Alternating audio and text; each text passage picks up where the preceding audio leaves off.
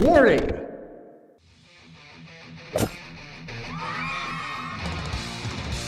You're watching Dr. Todd Lee TV, where theoretically you could learn a bunch of cool shit. How I fixed my knee. This is Todd Lee. I'm a medical doctor, IFBB pro bodybuilder, and biochemist. And this is how I fixed my knee. You want to know, how did I hurt my knee? I did something I never do, and I gave myself a quad injection. I didn't use oil or nothing crazy. I used some giant ass harpoon. Instead of taking an insulin syringe and filling it up with test and GH and then putting it on my shoulder like I'm supposed to, I just, like a dummy, I was like, let's do what the patients do. And I shot myself in the quad. And then what happened is it caused the fascia to then glue down to that scar tissue.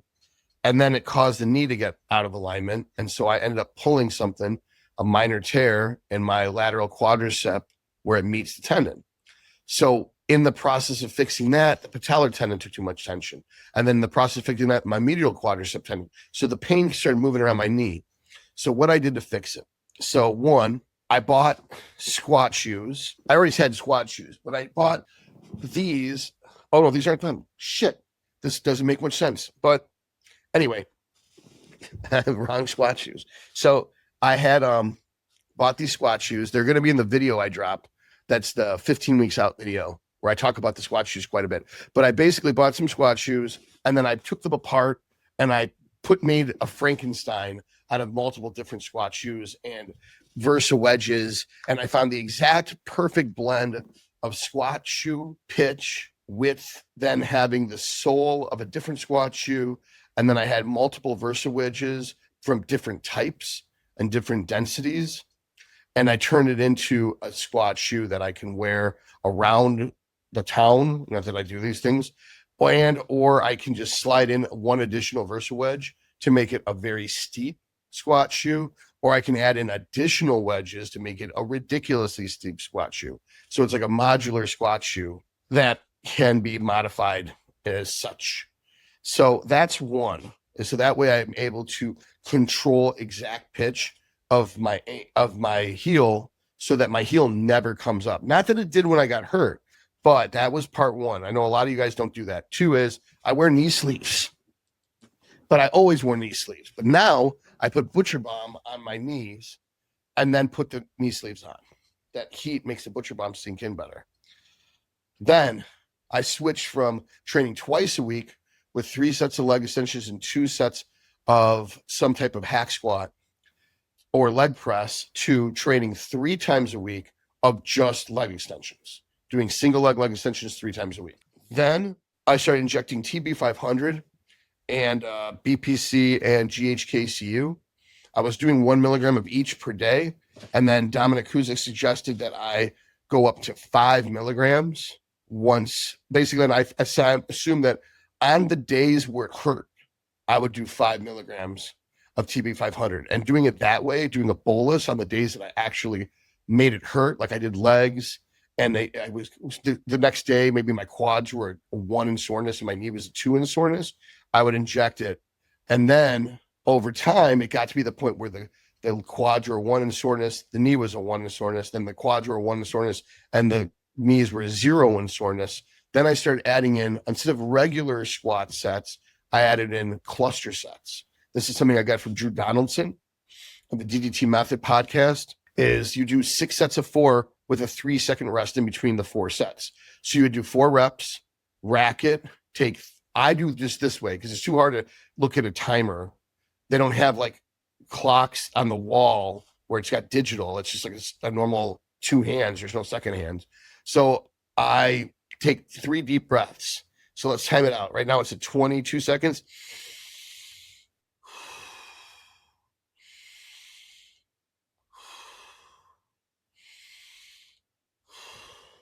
Exactly 10 seconds, and I feel lightheaded, and I feel energized. Woo! Like oxygen, fucking oxygen, water, and salt. Amazing the shit that I tell you to do. It when you do it, you blow your fucking mind how amazing oxygen, water, and salt are. You think it's steroids are cool. Wait till you have oxygen, water, and salt. So 3 deep breaths, then you do 4 more reps. Then You do 3 deep breaths, then you do 4 more reps, and you do 3 deep breaths, and you just keep doing that until you get 24 fucking reps. It's awful, but here's the trick. You use a weight you could do 15 times and you get 24 reps with it. So it's called a cluster set. You end up failing or coming near failure like 4 fucking times. The first 2 are relatively easy. The third, fourth are hard, and the fifth and the sixth are a nightmare. And then if you can get all 24 reps, then you probably should add maybe 5%, 2% to 5% to the load. So I was doing that every other workout. So if I was doing legs, if you saw my split video, I was doing upper, lower, upper, lower, upper, lower. On the lowers, it would be Wednesday and Sunday. And then the next week, it would be Friday. And then the next week, it'd be Sunday and Friday. And then the next week, it would be Wednesday and Sunday. And you see what I'm saying is it's every other leg day. I would do 1 cluster set after the 3 sets of leg extensions. That's it. And that's how my knee got better. Not doing shit that hurt it, finding a way of doing leg extensions that didn't hurt the knee, and then taking care of the knee. So when it did get hurt, I injected it with, I didn't inject the knee anymore because I found when you injected the tendon with the BPC, the injection itself causes more inflammation. So I just gave up on the BPC. I used the BPC that was in the Butcher Balm because those tendons are right on the surface. You don't need to inject them. The Butcher Balm will penetrate them. And then I relied on the Butcher Balm for the BPC, and I used the GHK-CU and the TB500 in injections. The GHK-CU, I do 2 milligrams every day. The TB500, I would just do 5 on the days where I hurt it the most, which is generally be at the beginning after the cluster sets. And then pretty much after that, it just went away. So right now I'm able to do 2 or 3 sets of just squat press. It's not a lot of weight, don't get me wrong, but I'm able, because I had no choice but to really target those lateral quads. Now when I train my quads, I only feel my lateral quads. I don't feel my medial quads. I don't feel my adductors. I don't feel my knees. I don't feel my glutes. I don't feel my hamstrings. I don't feel my ankles, my feet, my calves. I'm using such light weight. I can literally target just my lateral quads. The other thing I want to point out to get my lateral quads is my feet aren't like this. They're not even like this. They're like this. They're right under my hips and pointing forward, and I'm internally rotating my femur. It's almost like I'm pigeon-toed, but I'm not. I'm almost putting my feet in almost a pigeonhole, and then I rotate. I don't rotate out. I put my feet like normal, and I rotate in. And so, and that targets the lateral quad. The other thing is you don't go super deep. And of course, if your heels come up, it completely destroys it. It transfers all the force towards the medial quad and the knee. The other thing is you probably heard that, oh, it's the angle of the knee that matters the most. The angle of the knee matters the most for the medial quad, not the lateral quad. The lateral quad does not need to go that much below parallel.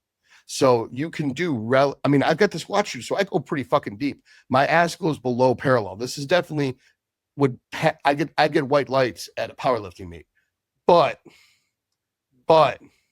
since I'm not trying to target my glutes, I stop before I hit my bottom. I don't go as deep as I can go.